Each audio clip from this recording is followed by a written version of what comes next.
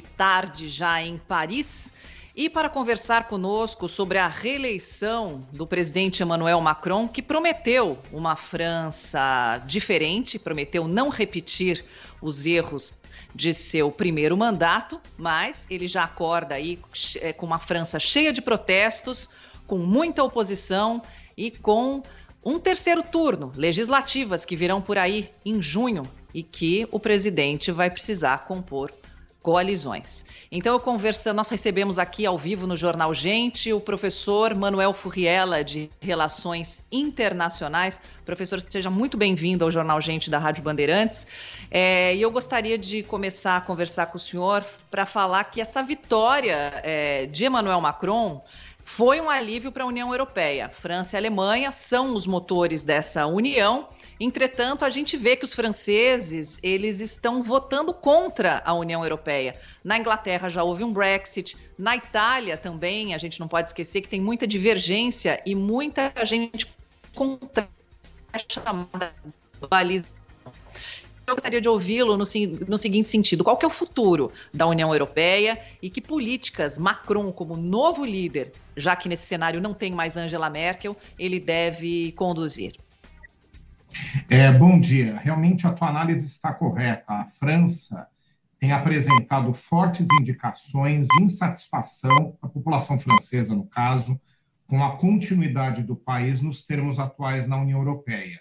A saída da Grã-Bretanha do bloco foi um indicativo de que o bloco apresenta problemas. A gente sabe que as características da Inglaterra, do ingresso dela, são mais complexos. Havia sempre uma série de problemas para a continuidade da Grã-Bretanha no bloco. Um dos indicativos é que a Grã-Bretanha não adotou o euro, só para a gente dar um exemplo, né, de um dos problemas que eles tinham de integração.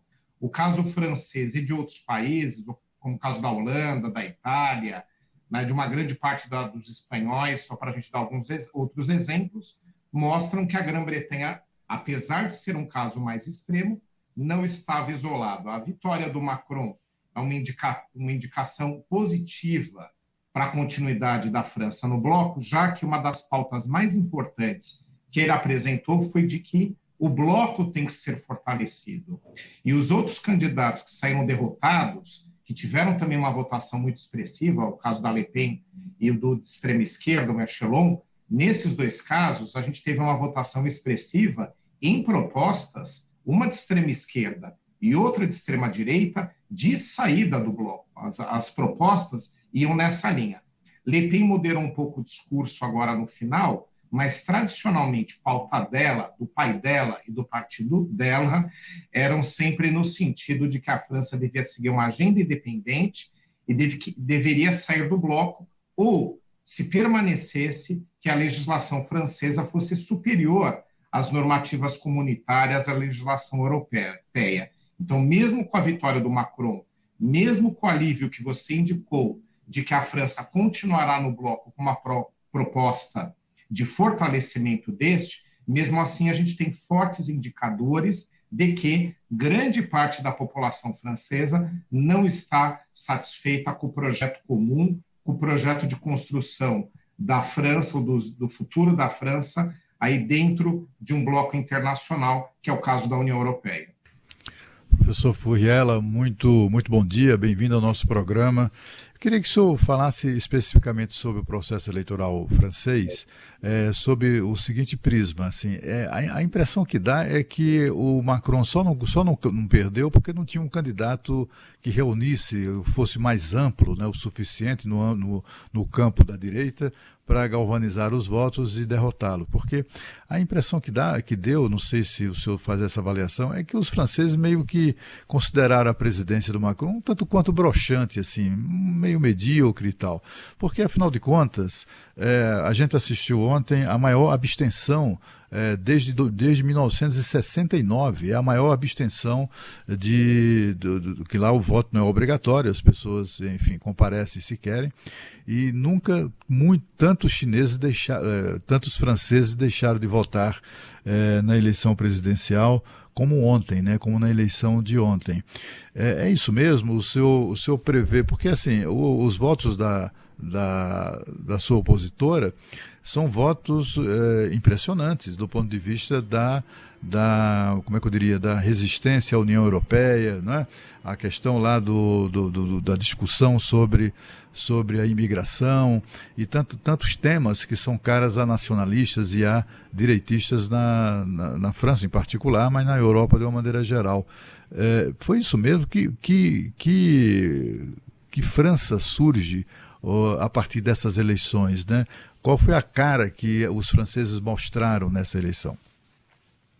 Bom, concordo com tudo que você mencionou. A questão agora é que o Macron, apesar de sair vitorioso, ele não teve uma vitória esmagadora ou consagradora como ele teve na eleição passada. Na eleição passada, ele apresentou uma série de propostas que ele não cumpriu, não é? Então, ele tinha uma agenda de aumento de renda, uma melhora da participação da França no cenário internacional, né? Uma maior interlocução, e as entregas não foram estas, né? Então, você teve um aumento da carestia, um empobrecimento geral da população, um papel da França que, apesar de ser ou de ter diálogo tanto com Putin como com Zelensky, né, de tantas e tantas reuniões que foram realizadas, e foram pelo menos 12 com Putin, uma quantidade muito expressiva em 2 meses de conflito, a gente não teve resultado nenhum. Então, o francês acabou sendo pragmático nessa análise. Então, somente pelo fato de ter as reuniões não significa que o resultado vai ser entregue. E essa numerosa quantidade de reuniões mostra que, se não se chegou a um resultado prático, essa interlocução, ela de nada serve, né, ou de nada serviu, se você não tem resultados práticos. Então, ele teve, sim, uma gestão insatisfatória, uma gestão extremamente criticada, e mesmo a extrema-direita tendo saído derrotada, ela teve uma votação recorde extremamente fortalecida.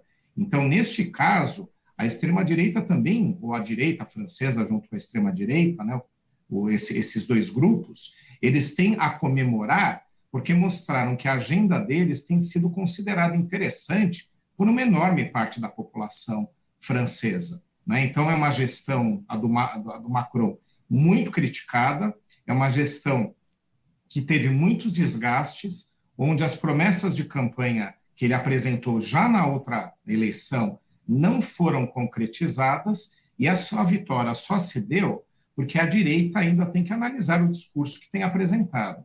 Você percebe que a extrema-direita ajustou um pouco mais o seu discurso, se aproximou um pouco mais do centro, e, a partir desse momento, conseguiu angariar uma quantidade tão expressiva de votos que mostra que ela pode ser viável numa eleição futura. Então, ela está construindo, passo a passo, uma ascensão. Então, com certeza, a França sai diferente desta eleição, e Macron terá que apresentar resultados muito melhores do que tem apresentado nesta gestão, caso queira ter uma sobrevivência política, seja para si próprio ou seja para seus aliados. Na continuidade dessa agenda, desse trabalho que ele apresentou, é praticamente certo que ele leva, né, o seu partido, os seus partidários, a uma derrota nas próximas eleições, e a direita, a extrema-direita, ajeitando um pouco mais o seu discurso, até porque eles têm que agregar mais votos do que conseguiram até agora, eles vão ter aí uma grande chance. Eu acho que a França vai sair diferente a partir desse cenário, a partir dessa eleição. E outro indicativo importante foi a enorme abstenção. Essa abstenção, claramente, é uma insatisfação popular. A França é um país extremamente politizado, onde, mesmo com um voto facultativo, tradicionalmente os franceses comparecem em massa às urnas. O que não aconteceu nesta eleição, cenário de apatia, cenário de insatisfação. Professor Manuel Furriela, como o senhor já colocou, a Sônia e o Cláudio aí, nós tivemos eleição para a presidência da República na França. As eleições legislativas acontecem em outro momento. Esse é um bom sistema, dividir as eleições. Aqui no Brasil nós vamos ter eleição em outubro, vai se escolher presidente da República, governador, senador e os deputados. Eu fico meio em dúvida, né, em comentar sobre um assunto e outro, por isso que eu passo para o senhor aí essa responsabilidade. A gente, em determinado momento, corre o risco de ter uma eleição prolongada, né, e um período eleitoral interminável, porque agora já se começa lá na França a falar sobre as legislativas. Outro ponto é que você consegue, o ponto positivo é que você consegue dividir os assuntos, cobrar do presidente o que é sua atribuição e cobrar no momento da eleição legislativa o que é a atribuição do Congresso. É uma boa dividir ou não, hein, professor? Bom, o sistema francês, muitos chamam de parlamentarista, ele não é, ele é um semipresidencialismo, né? Aliás, lá em Portugal, você tem alguns países, esse sistema que fica entre o parlamentarismo e o presidencialismo, tentando pegar as vantagens dos dois sistemas. Mas ele também traz problemas. Então, você veja, se você tiver um resultado legislativo de oposição, grande oposição a Macron, o que com esse cenário de desgaste, como a gente já mencionou, apesar de vitorioso, ele não está com força política no país. Ele entra já num cenário de desgaste, de desconfiança. A abstenção é cenário disso e a grande votação que a extrema-direita teve. Então, ele não começa, né, com o apoio amplo que teve no cenário da eleição anterior. Então, se nós tivermos aí uma eleição onde, né, os opositores vençam, ele vai ter que fazer uma composição na escolha do primeiro-ministro que vai fazer com que ele tenha que trazer alguém que não necessariamente tem alinhamento com ele. Então, o semipresidencialismo, ele buscou trazer estabilidade na relação entre o executivo e o legislativo. A gente vê no Brasil, né, a gente tem conflitos constantes. Não só o atual governo, todos os governos tiveram cenários difíceis aqui para governar o Brasil por conta desse desgaste entre os dois poderes, né? Uns lidaram melhor com isso, que foi o caso do Temer, né, que era assim muito hábil, originário, inclusive, do legislativo, mas todos os outros tiveram episódios muito difíceis, né?